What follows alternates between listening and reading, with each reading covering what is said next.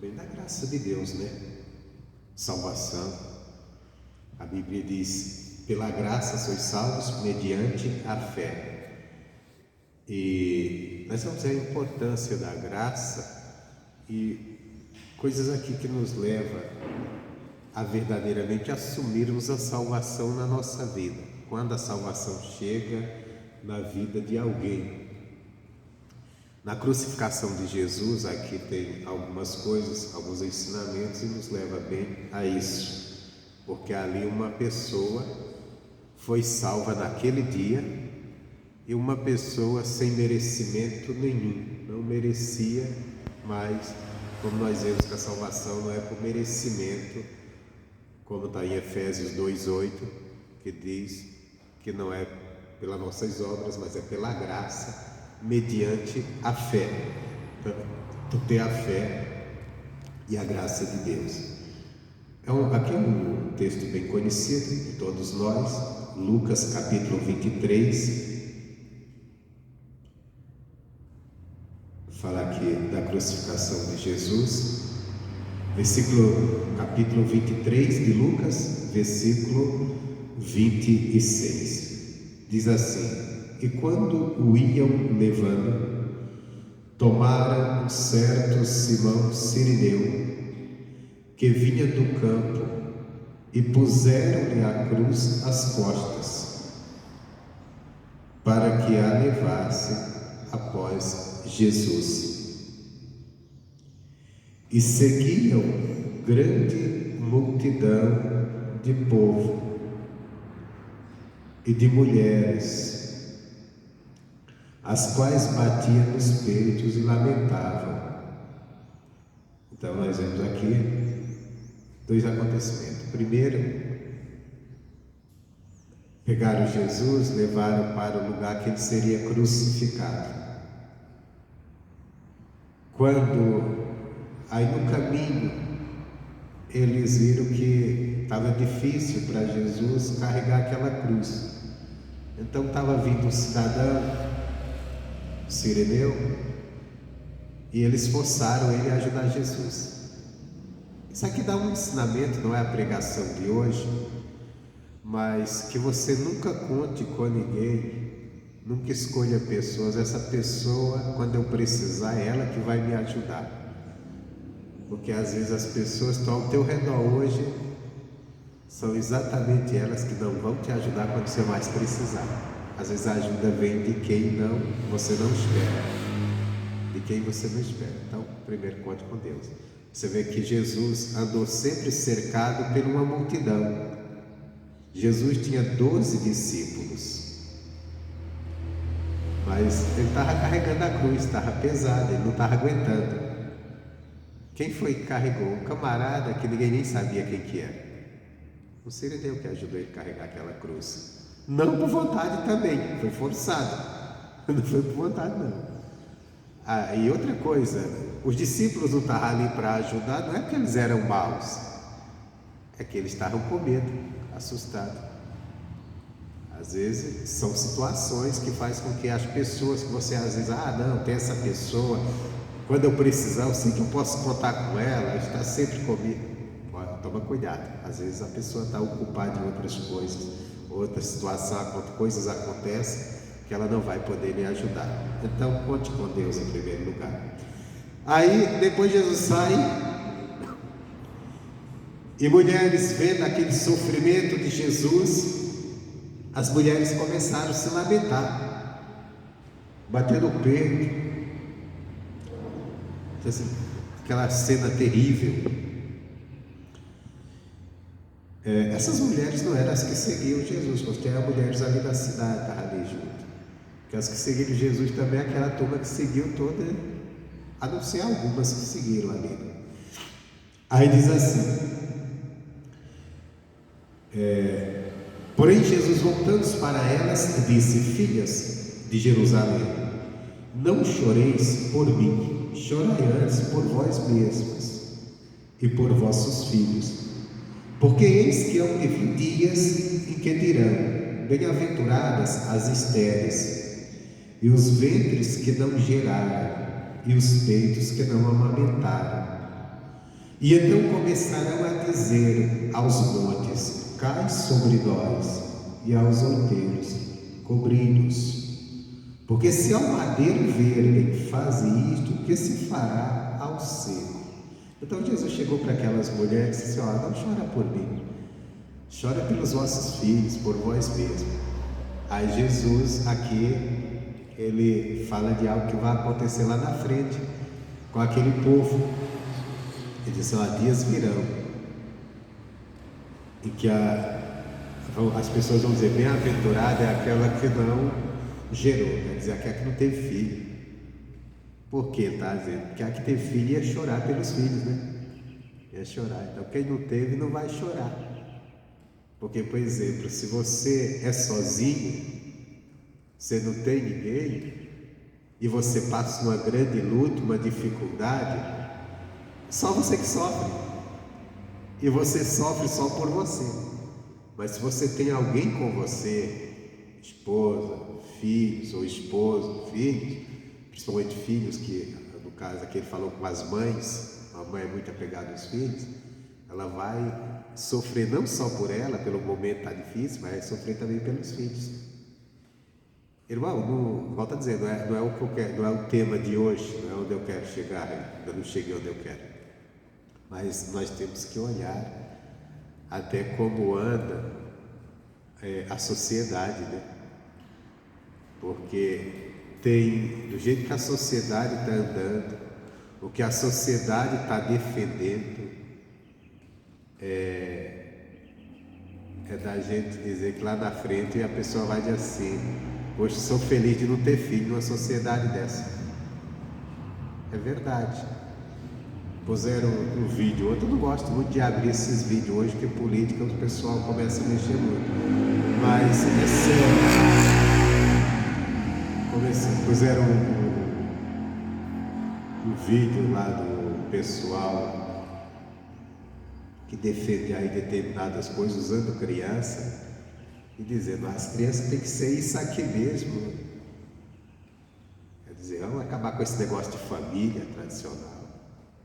Isso é muito sério. Sério mesmo. Então, quer dizer, acho que vai chegar uma hora, do jeito que a nação, se Deus não agir, vai chegar uma hora que você vai dizer assim, quem não teve filho vai dizer: graças a Deus que eu não tenho filho, para não ver eles nisso aqui. Nós estamos andando no caminho. Mas, voltando aqui à mensagem, Jesus falou para aquelas mães que estavam chorando por ele: vocês estão achando isso? Vocês vão ver o que vai acontecer com seus filhos. E isso aqui, de repente, até se leva a crer que Jesus estava profetizando, porque quem estava fazendo toda aquela maldade com Jesus ali, quem estava sendo usado para fazer? Os soldados romanos. E Roma estava dominando Israel. Eram os soldados romanos que estavam. Lógico que ali tinha vamos dizer assim, tinha toda uma coisa bíblica, profética, mas quem estava sendo usado. E Roma estava dominando Israel.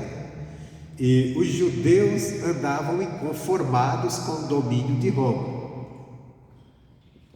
E depois que tudo aquilo aconteceu, lá na frente,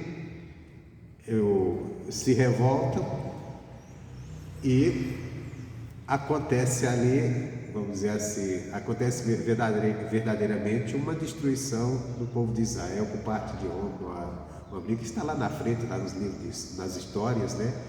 O povo se revoltaram e veio dias difíceis. Talvez Jesus já estava falando isso, que iria acontecer a crueldade daquele soldado, e que um dia seria cruéis com aquele povo,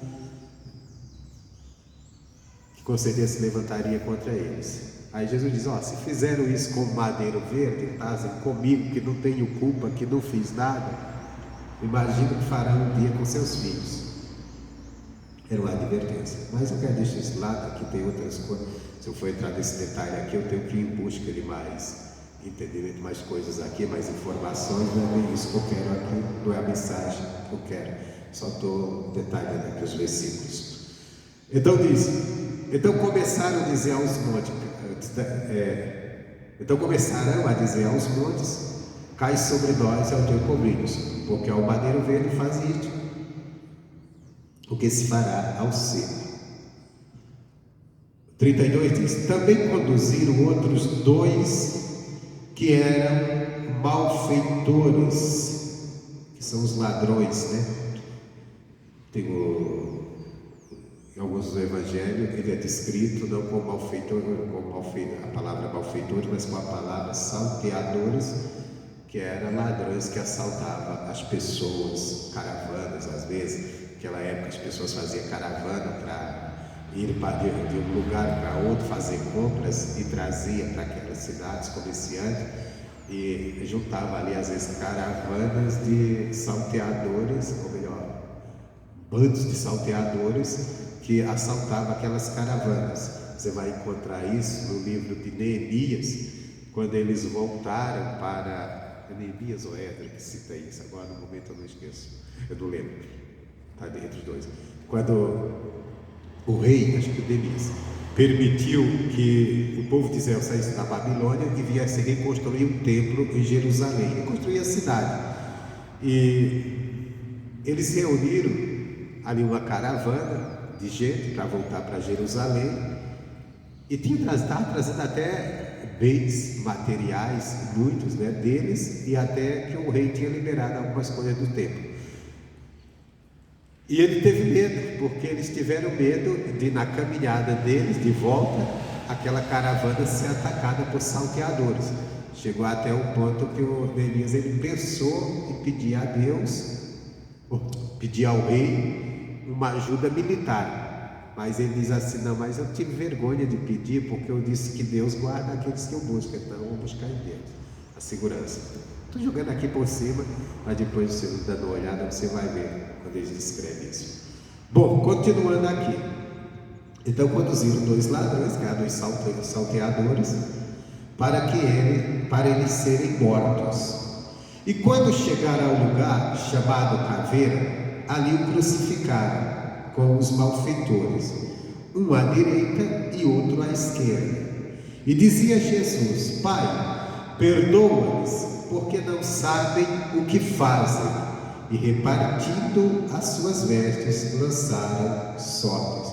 Presta atenção, essa oração de Jesus, ela tem algo para nos ensinar. Primeiro tem, aqui nós vemos a misericórdia de Jesus, o perdão de Jesus, não atribuindo àqueles homens a condenação daquele pecado, mas pedindo até a Deus que o perdoasse. Isso mostra a misericórdia e o amor de Deus pelo pecador. Mas ao mesmo tempo tem um ensinamento aqui, porque Jesus diz: perdoa eles, porque eles não sabem o que fazem. Irmãos, ele estava consciente do que estava fazendo. Toda pessoa que está fazendo maldade com alguém está consciente do que está fazendo. Então, como eles não sabem? É como, por exemplo, uma pessoa hoje, ele chega e apronta para você, mas faz algo, uma maldade mesmo. Aí você diz: Deus, perdoa ele, porque ele não sabe o que está fazendo. Ele sabe, eu acho que ele sabe o que está fazendo. Ele sabe o que está fazendo. Um político que desvia milhões da educação, da saúde, deixa as pessoas em dificuldades quando deveria dar um padrão de vida melhor, ele sabe o que está fazendo. Uma pessoa que está fazendo coisa, ele sabe. Mas e por que Jesus diz: eles não sabem o que fazem? Porque o ser humano em si, quando ele quer fazer maldade, ele até sabe que está fazendo maldade ao outro, que está fazendo o outro sofrer, mas ele não sabe que está atraindo para si. Era isso que Jesus queria dizer. Eles não sabem o que estão fazendo. Por quê? Quem era Jesus? Quando Jesus nasceu, o anjo apareceu para os pastores que estavam cuidando de rebanhos, e o que o anjo disse? Hoje eu vos trago novas de grande alegria, porque hoje nasceu o Salvador da humanidade. Jesus era a salvação da humanidade. Aqueles homens precisavam de salvação. Toda pessoa precisa de salvação. Jesus, a Bíblia diz que Jesus é o príncipe da paz. Jesus, a humanidade anseia por paz. Jesus é a paz. Só que a pessoa vai, despreza o Evangelho, ela não sabe o que está fazendo. O mal que ela está fazendo a si mesma. A maldade que ela faz contra o Evangelho, de falar mal do Evangelho, às vezes de perseguir, como nós vemos às vezes até ameaça, perseguir os pastores, ela não sabe que ela faz mal a ela mesma. Porque ela está fazendo mal tanto para a vida dela espiritual, como as coisas que ela vai trazer para a sua vida. Nós temos, por exemplo, as pessoas na sociedade, não é de hoje, defendendo tantas coisas que a Bíblia condena. E as pessoas defendem, às vezes ficam até bravas com a Bíblia, com a pregação do Evangelho, porque não, porque isso é uma coisa antiquada, porque o mundo está moderno, porque agora a pessoa tem que viver isso, porque agora tem que ser isso. E ela não sabe a maldade que está fazendo para si mesma e para a sociedade. Para ela, às vezes, ela acha que ele está bom. Ou se ela está fazendo maldade com alguém, ela acha, não, estou fazendo isso sofrer, mas ela está plantando para ela. Porque o que a gente planta, a gente vai colher lá na frente. Não tem como. Então quer dizer, Jesus quando diz, perdoa eles que eles não sabem o que fazem, porque Jesus diz, o que eles estão fazendo contra eles mesmos. Porque Jesus é a salvação para a humanidade, a salvação de Deus. Jesus é a paz de Deus para a humanidade. Eles estavam matando a paz. Eles estavam matando o Salvador, que poderia ajudá-los, que poderia salvá-los. Então eles estavam criando uma situação muito ruim para eles lá na frente. Isso é quando nós deixamos o Evangelho, quando nós abandonamos o Evangelho, ou quando nós fazemos alguma maldade. Às vezes fazemos achando que estamos fazendo com alguém, estamos fazendo para nós mesmos. Para nós mesmos. A maldade é para nós mesmos. Então, voltando aqui,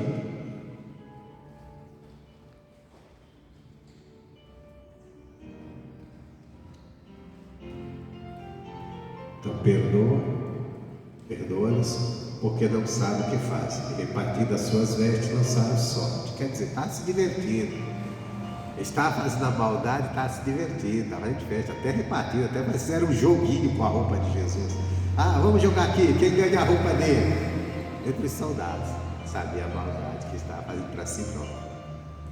Sabia que o que estava fazendo, aquilo ia trazer a ira. É como, isso aqui nós podemos ver, quando se despreza o Evangelho, não precisa nem você estar fazendo maldade a alguém, mas quando você despreza o Evangelho, quando você não quer saber do Evangelho, quando a pessoa não quer nada com o Evangelho, ela não está fazendo maldade para ninguém, não, ela está fazendo maldade para si própria. Porque o Evangelho é a salvação. No Evangelho se encontra a justiça de Deus. Às vezes a pessoa está vendo cheio de basta injustiça. E o Evangelho tem justiça. O Evangelho tem o agir de Deus. Mas a pessoa desprezou. Aí diz assim: e o povo estava olhando juntamente com eles. Também os príncipes zombavam dele, dizendo: aos outros salvou, salve-se a si mesmo, se este é o Cristo, o escolhido de Deus. Está todo mundo de festa, Jesus sofrendo na cruz, todo mundo zombando, principalmente os príncipes, o povo daquela. Irmão, isso é o que acontece. A gente às vezes as pessoas zombando do Evangelho, fazendo piada, fazendo festa. Você que é cristão, mas mexeu. Tem cristão que diz assim, mas mexeu com o Evangelho. Ontem eu vi uma frase assim: mexeu com a palavra, mexeu comigo. Vamos esperar aí. Mas é errado, deixa você indignado. Mas você sabe que aquela pessoa que está mexendo com a palavra de Deus, está indo contra a palavra de Deus, ela está fazendo mais mal para ela do que para você. É verdade. Ela está fazendo mais mal para ela, porque ela está atraindo para si a ira de Deus.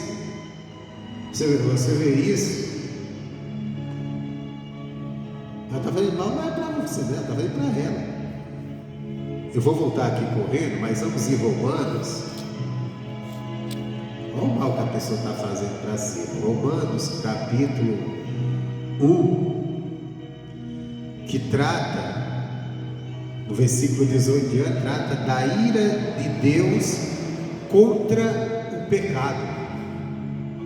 E lógico, contra o pecado ele está em quem peca, no pecador. Então a ira vai vir contra ele. A ira de Deus contra o pecado. Só para você entender o mal que a pessoa está desprezando o Evangelho, agindo errado, ela está atraindo para si. Aqui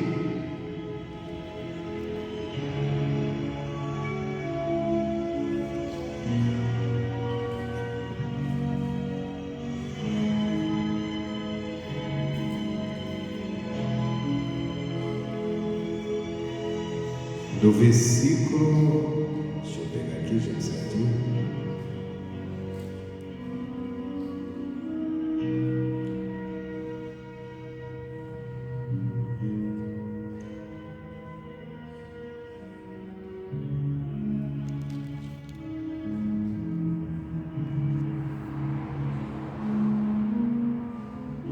Não, é o capítulo 2, Romanos 2. Já começa do 1. Mas o 2 que fala justamente do julgamento, lá fala da ira, aqui o julgamento, diz assim, versículo 5, capítulo 2, versículo 5: mas segundo a tua dureza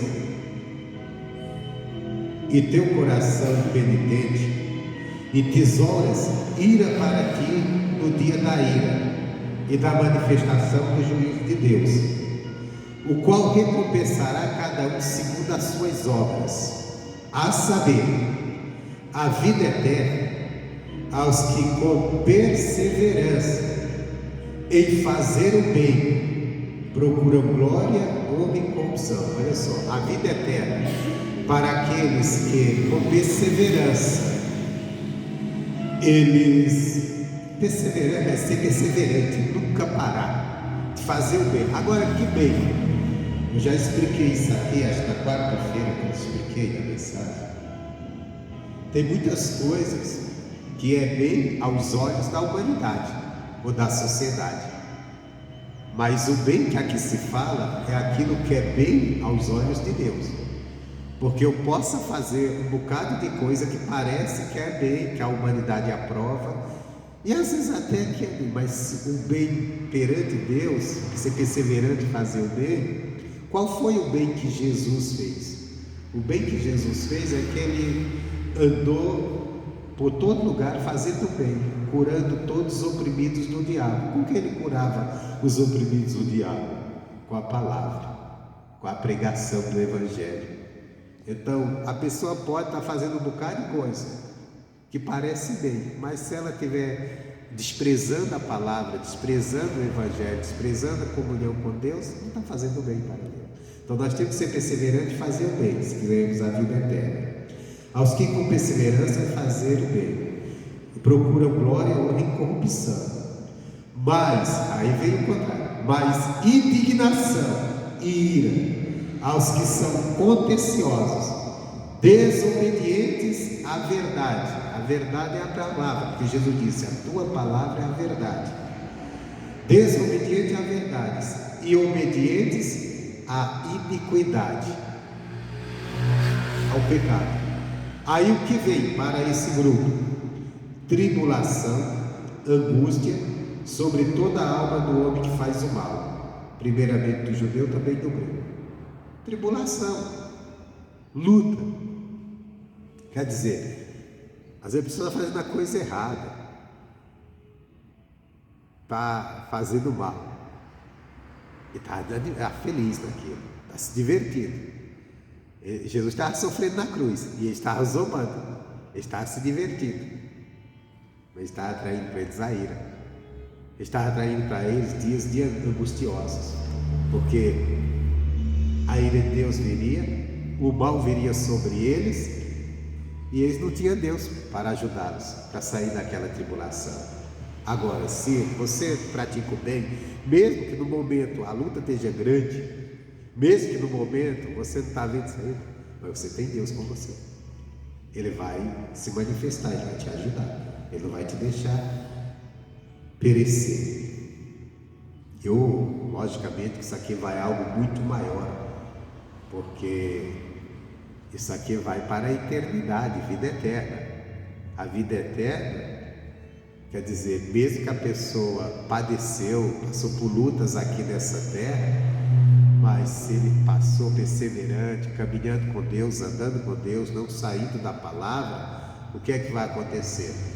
Ele vai herdar a vida eterna, ele vai estar com Deus, porque isso aqui tudo, seja sucesso ou fracasso, seja vitória, conquistas ou fracasso mesmo.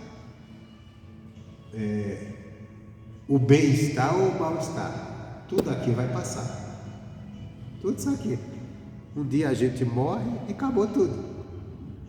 A pessoa, vamos dizer, o camarada viveu a vida dele inteira, gozando, vamos dizer assim, gozando do bom e do melhor. Um dia ele vai morrer. Mas o cara, não, nunca vi, eu sempre nasci num berço, vamos dizer assim, como dizem, né, num berço de ouro. Nunca passei dificuldades. A vida foi maravilhosa. Fiz tudo que tinha, mas um dia ele morre. O outro também, que sofreu para danar, nunca vi um dia bom, só foi sofrimento. Um dia morre e acaba tudo ali.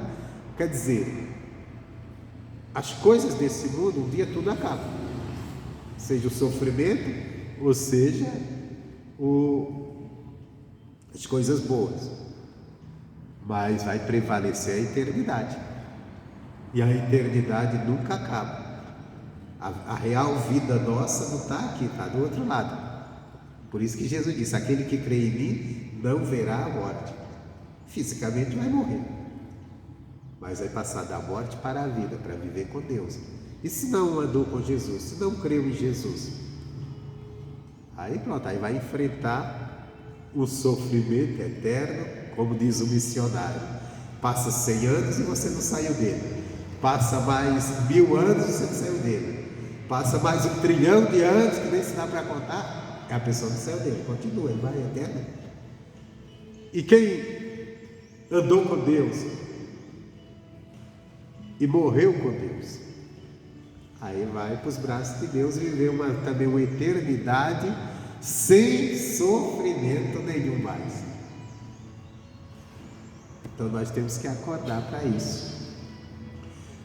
E Jesus é justamente esse que trouxe para nós esse direito à vida eterna. Então, continuando aqui,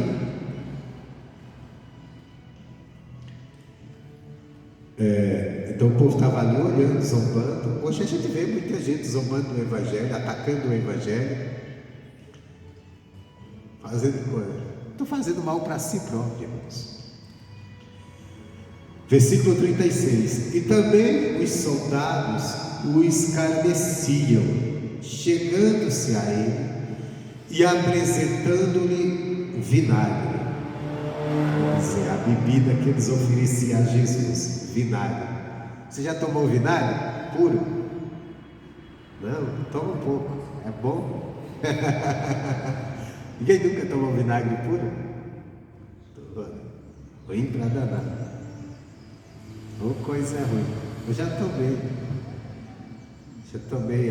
O pessoal tinha mania de fazer para se dizer que era remédio, não sei para quê, que minha mãe inventava. Toma um pouquinho de vinagre que serve, não sei se é a dor de barriga, dá essas coisas na molecada, era, né? Ele ali falou que sim. Eu lembro que minha mãe chegava e mandava tomar um pouco. E acho que a coisa era tão ruim que funcionava. De tão ruim que era. Não sei se servia de remédio, mas acho que a coisa era tão ruim que você acreditava que estava bom e ficava curado. Continuando aqui. É igual o tal do Meteolate, né? Quem lembra? Oh, coisa doída. Também, ele diz, se tu és o rei dos judeus, salva Melhor, deixa eu continuar aqui, gente. Então, todos zombando, os soldados escarneciam, apresentando o vinagre, dizendo: se tu és o rei dos judeus, salva-te a ti mesmo. E também por cima dele estava um título escrito em letras gregas, romanas e hebraicas. Os caras fizeram questão, colocou em grego, no romano, que é no latim, e no hebraico: este é o rei dos judeus. E um dos malfeitores que estavam pendurados blasfemavam dele, dizendo: se tu és o Cristo, salva a ti mesmo e a nós. Tem gente que está no mesmo sofrimento, mas não deixa a maldade. Você lê Apocalipse, você vai encontrar muito, que muitas das vezes vem o sofrimento sobre a nação, sobre a humanidade, para ver se eles caíam em si. Mas lá sempre está escrito assim: mas os homens não se arrependeram dos seus pecados. Tem gente que nem o sofrimento o cara deixa de... Aqui esse cara estava morrendo na cruz do lado de Jesus, zombando de Jesus. Esse cara a coisa está feia para ele, porque ele estava morrendo e morrendo sem Jesus. Escolheu, olha só, ele escolheu ficar com os pecadores, mesmo que os pecadores eram seus inimigos. A gente tem até que tomar cuidado, que partido a gente anda tomando, vendo que lado a gente tem ficado. Que às vezes o cara está do lado do próprio inimigo dele. Está fazendo festa, porque o inimigo faz festa contra a igreja, zomba. Diz assim: também por cima dele estava um título. Eu falei partido aqui, não estou falando partido político não, né? Estou falando partido no sentido do lado de pessoa, porque tem pessoas aí que zombam do evangelho. E às vezes o cristão está lá junto, achando engraçado a piada que o cara fez com o evangelho, a bobagem que ele está falando. Versículo 40 diz: respondendo, porém, o outro, repreendiam, dizendo: tu nem ainda temes a Deus, estando na mesma condenação? Nós, na verdade, com justiça, porque recebemos o que os nossos feitos mereciam, mas este nenhum mal fez. Então, enquanto um dos ladrões zombava junto com o povo, o outro repreendeu ele. O povo até diz assim: o bom ladrão, não existe bom ladrão, irmão. Ladrão não é bom, é Deus. Bom é Jesus que perdoou o ladrão. O ladrão não é bom não. Se ladrão fosse bom, não roubava. Você trabalha um mês inteiro, o cara vem que rouba, ele é bom? De jeito nenhum, não existe. Esse cara tá... mas é porque depois que, como diz assim, depois que o sol nasceu quadrado, o cara tá sofrendo, o cara é bom. Não, não é bom não. O cara é mau. Ele não estava ali. E ele reconheceu. Olha, nós estamos passando por isso, por essa condenação, porque merecemos. Aí ele falou: agora ele não. Esse é o ponto que eu quero. A forma como como esse ladrão alcançou a salvação, que não é diferente para ninguém. Lógico, no caso dele era um ladrão que estava nas últimas horas. Mas nessa conversão dele, que nós podemos chamar de conversão, nós vemos pontos que é importante para nós também, para nós chegarmos a esse caminho da salvação. Você não é ladrão, você não está morrendo em cruz, eu também não, mas somos pecadores. Sem a palavra de Deus é o que nós somos, sem a obra de Cristo é o que nós somos, seres humanos pecadores. Com a obra de Cristo não, nós somos santificados, mas sem a obra dele, sem crer na obra dele é o que somos. O primeiro ponto, ele diz assim, olha, quando o ladrão repreende o outro, diz assim: respondendo, porém, o outro repreendia, dizendo: tu nem ainda temes a Deus, estando na mesma condenação. Bom, primeiro ponto, temer a Deus. Ele chegou a um ponto, temer a Deus. Quer dizer, ele dentro dele, jamais eu iria zombar dele aqui. Ele diz: nós na verdade com justiça. Então o primeiro ponto aqui que eu vejo na conversão desse ladrão e o porquê ele ganha a salvação. Se ele só fez coisa errada, se ele for uma pessoa má, mas teve direito à salvação, porque Jesus diz: hoje mesmo tu entrais comigo no paraíso. Se ele entrou no paraíso, foi salvo. Qual foi o primeiro ponto? O primeiro ponto, ele reconheceu os seus erros. É o primeiro ponto para a pessoa se converter. Ele reconheceu os seus pecados. Ele reconheceu os seus erros. Se a pessoa é aquela pessoa que diz: eu sou uma pessoa boa, eu sou uma pessoa certinha, eu não tenho nada do que me arrepender, uma pessoa que olha para si e se acha uma pessoa super correta, essa pessoa dificilmente vai chegar à salvação. Vai ser um exemplo às vezes de pessoa que todo mundo diz: fulano é uma pessoa boa, fulano é uma pessoa legal, fulano é uma pessoa isso, é uma pessoa aquilo. E às vezes ela faz coisas mesmo, tem obras bonitas, ajuda as pessoas. Eu lembro, por exemplo, uma vez um irmão chegou para mim e disse assim: olha, pastor, nesse bairro, ele morava num bairro muito populoso, morava não, ainda mora lá. E ele disse: nesse bairro tem muita gente pobre, mas tem um dono de mercado aqui que ele é uma pessoa muito boa. Ele até usou a palavra, né? O homem é de Deus, o homem é bom. O homem ajuda todo mundo aqui. Ele disse: o homem nem é, ele não crê em Deus não. Ele segue aí, você até falou do segmento que o cara seguia, eu não vou falar aqui, porque eu estou na internet. Então veja bem, ele disse: segue esse segmento, que a gente sabe que é totalmente contrário à palavra de Deus. Mas esse homem é bom. E realmente o camarada, como ser humano, é uma pessoa boa. Ele ajuda as pessoas. Ele disse: o camarada está desempregado, chega no mercado dele e fala para ele: olha, eu estou desempregado, estou tantos meses desempregado, estou numa luta terrível, não tem nada para comer em casa. Ele fala: você está passando fome? Então pega um prato desse e enche de alimento, enche do que você precisar para uns 3 meses. Se você arrumar emprego até 3 meses, você vem e me paga. Mas pelo menos você vai ter 3 meses de alimentação, não vai passar fome. Uma boa atitude, né? Algo bom. Aí esse que estava falando dele disse assim: olha, esse homem é muito bom, muito querido no bairro.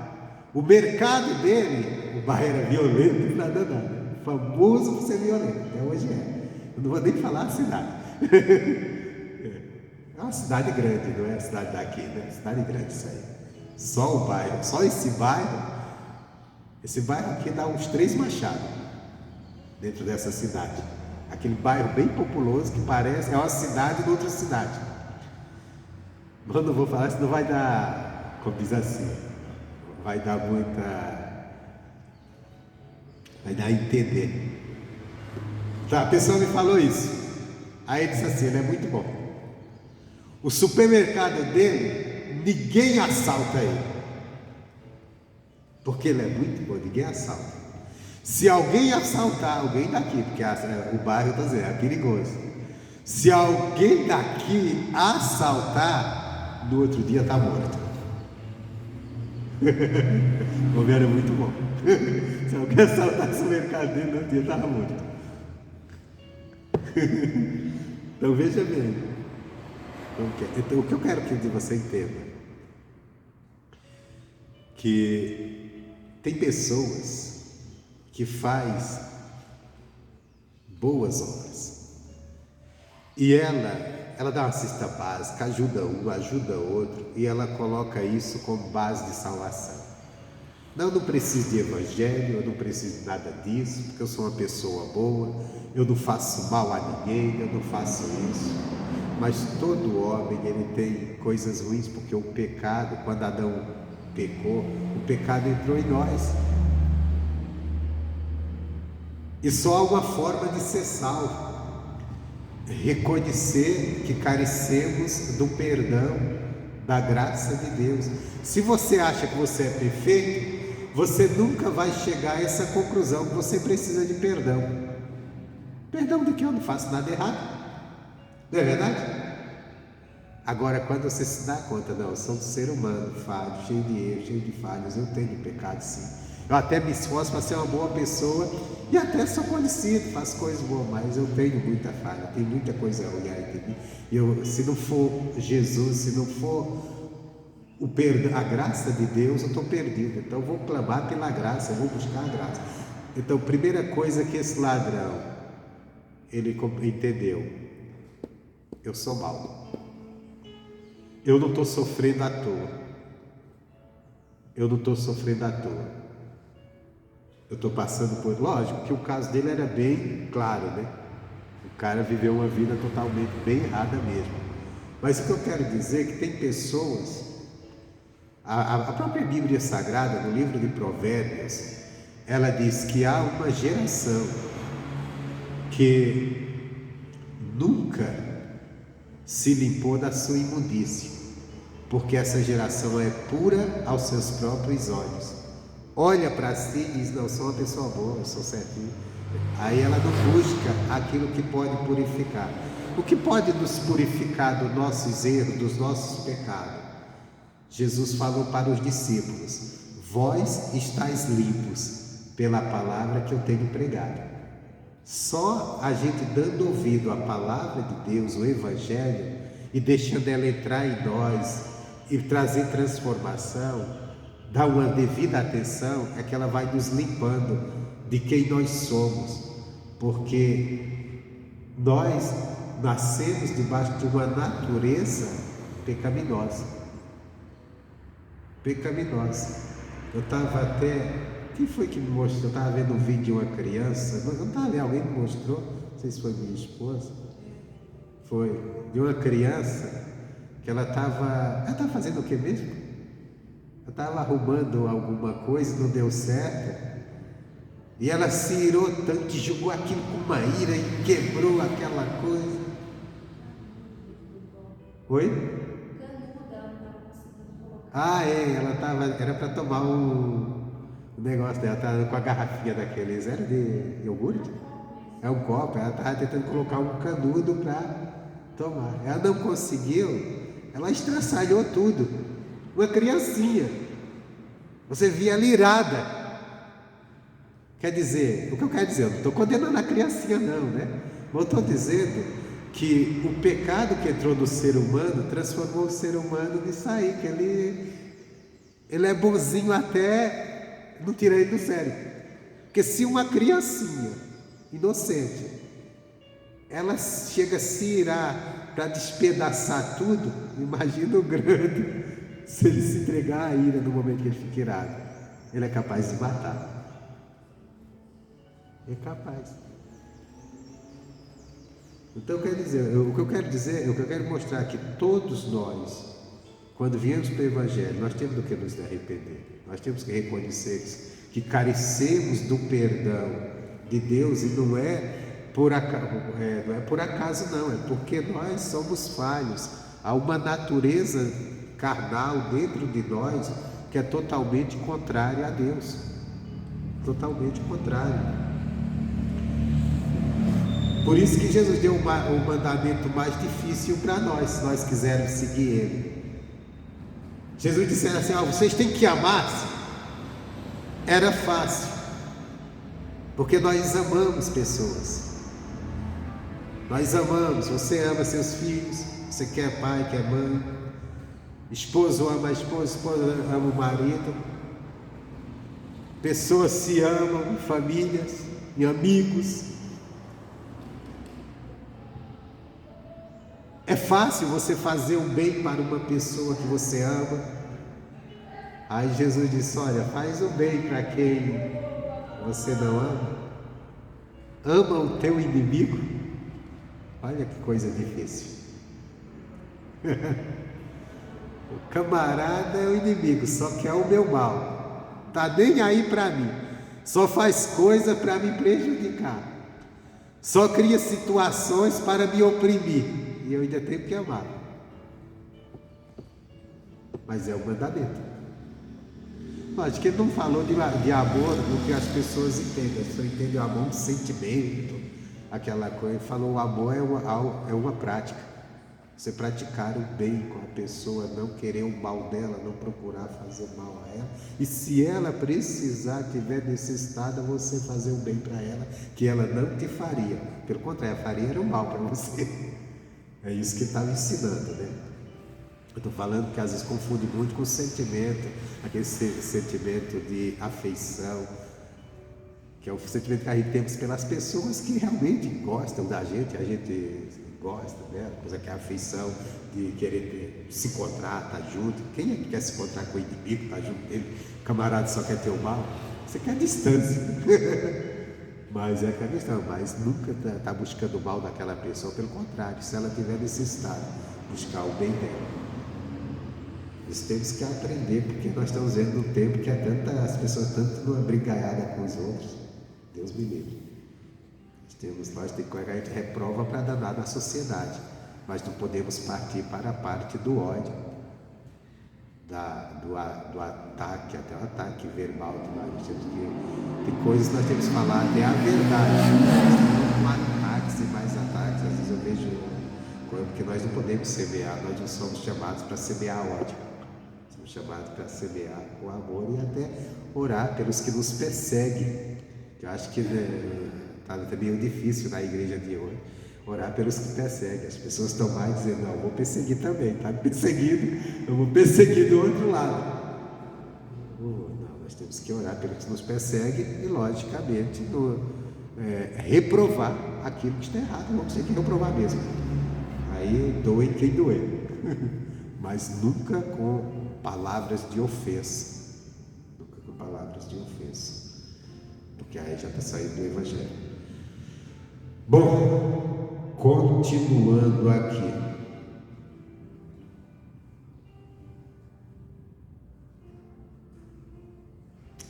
Então ele disse, porque na verdade com justiça, porque recebemos os nossos feitos, merecia por isso que mal. E disse, então quer dizer, aquele homem, ele estava sofrendo, padecendo, e ele compreendeu: eu estou passando por isso porque eu agi errado.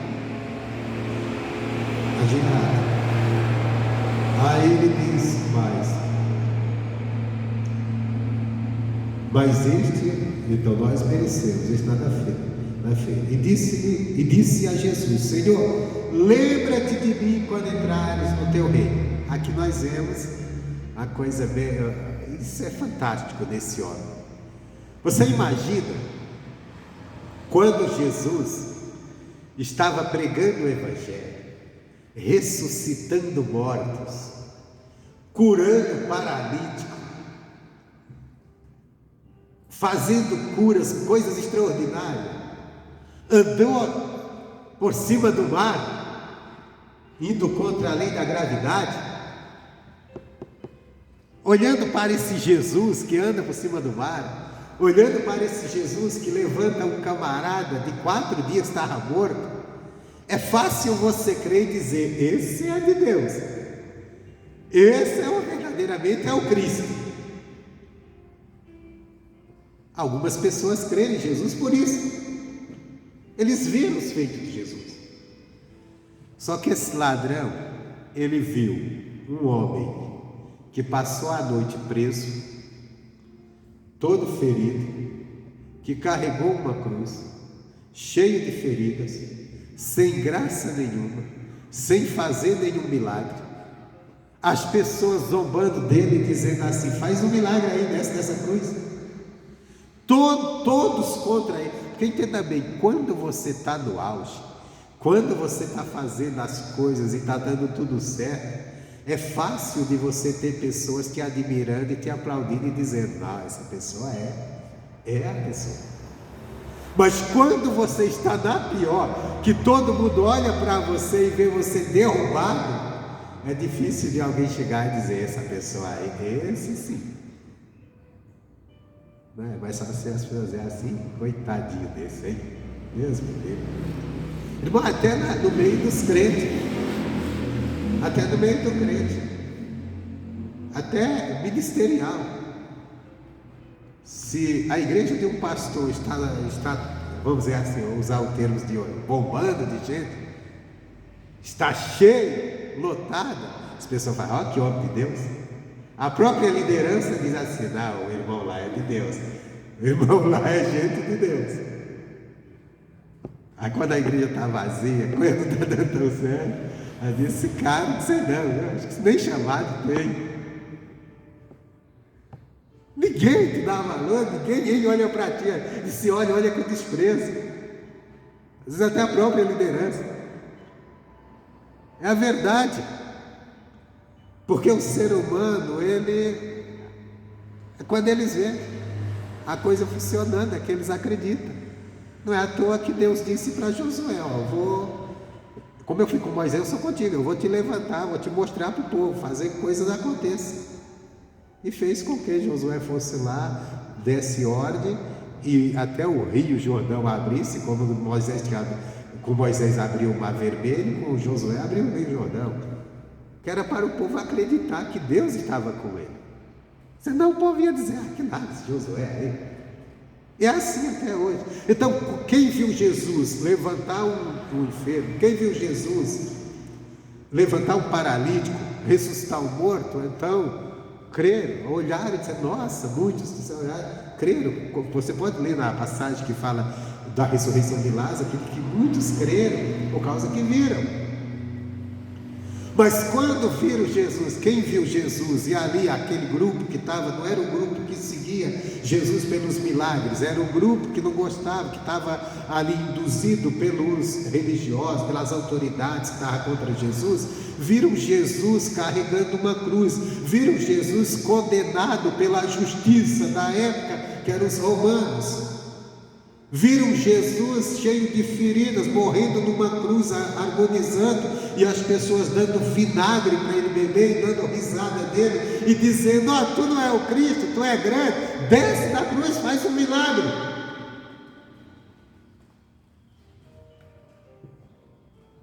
Então até o outro ladrão que estava do lado disse, cara, eu estou morrendo, tem nada para fazer, já estou acabando mesmo, revoltado aqui, só fiz coisa errada, vou zombar desse cara também, junto com essa turma, pelo menos para disfarçar essa dor, porque a dor era grande na cruz, era tortura.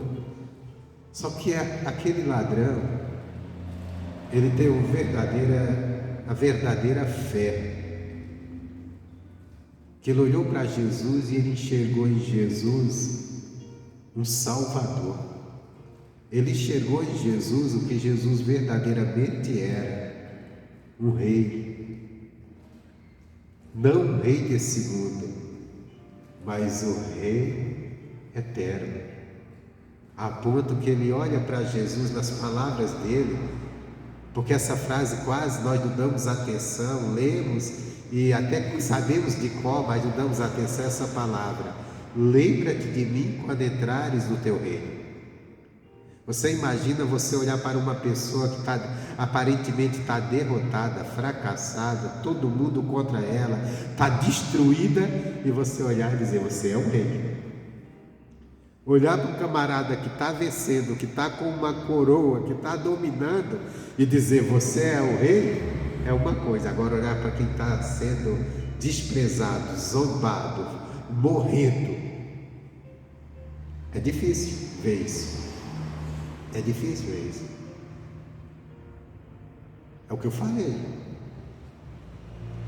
Na sociedade, eu não estou criticando aqui a sociedade, o pai, mas a sociedade ela vê isso. Se você estiver vencendo, ela vai dizer, realmente essa pessoa é. Ela é, cara. Ela é essa pessoa. Mas se vê você lá embaixo, não vai acreditar. Só que esse homem acreditou em Jesus no pior momento. Ele acreditou em Jesus, que Jesus era o Cristo, o Rei, quando nem, presta atenção, nem os discípulos de Jesus mais acreditavam. Nem os discípulos de Jesus mais acreditavam. Porque se você pegar aqui em Lucas mesmo, finalzinho. Aqui Jesus já tinha até ressuscitado. Deixa eu ver se aqui. Lucas 24. Aqui eu não vou ler tudo, só vou falar uma parte e vou ler um versículo que me interessa aqui. Aqui já tinha passado a morte de Jesus, os 3 dias. Jesus tinha ressuscitado. E 2 dos discípulos de Jesus estavam indo para uma cidade, para uma aldeia chamada Emaús, que saiu de Jerusalém e está indo para essa aldeia. Iam conversando, triste, conversando o que aconteceu com Jesus. E Jesus aparece no meio deles, depois da ressurreição, entra na conversa e pergunta para eles: vocês estão falando de quê? Ele diz assim: você é estrangeiro, não sabe o que aconteceu com Jesus? Aí ele diz que foi um profeta, poderoso em palavras, mas que foi morto, já faz 3 dias. E olha o que eles falam, o que esses homens falam acerca de Jesus. Versículo 21. E nós esperávamos que fosse ele o que remisse Israel, mas agora sobre tudo isto é já hoje o 3º dia desde que estas coisas aconteceram, a morte. Aí diz: ainda que também algumas mulheres dentre nós se maravilharam, as quais de madrugada foram ao sepulcro, e não achando seu corpo, voltaram dizendo que também tinha visto uma visão de anjo que disse que ele vive. Então quer dizer, nós achávamos que ele era o Cristo. Esse era o pensamento dos discípulos. Mas não é só desses 2 não. Porque quando as mulheres chegaram ali e falaram para os discípulos: olha, nós vimos Jesus, ele ressuscitou. Nenhum deles creram. Nenhum deles acreditou. Então quer dizer, aquele, voltando lá onde eu estava, aquele ladrão na cruz, ele conseguiu crer, ou vamos usar o termo ver em Jesus, naquele momento da cruz, o que nem os seguidores de Jesus viram. Por isso que um dia Jesus falou para o povo de Deus, os judeus, que é os herdeiros da promessa, que receberam a promessa. Jesus disse assim: olha, vai entrar no reino dos céus prostitutas e ladrões, e vocês vão ficar de fora. Não é que ninguém vivendo na prostituição vai entrar no céu, não vai não, que a Bíblia diz que não entra.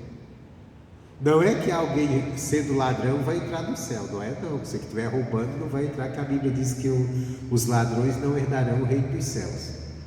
Mas é ladrões, pessoas que estão na prática da prostituição, roubando, que vão ouvir o Evangelho, que vão crer no Evangelho, que vão deixar a prática do erro e vão se converter a Jesus.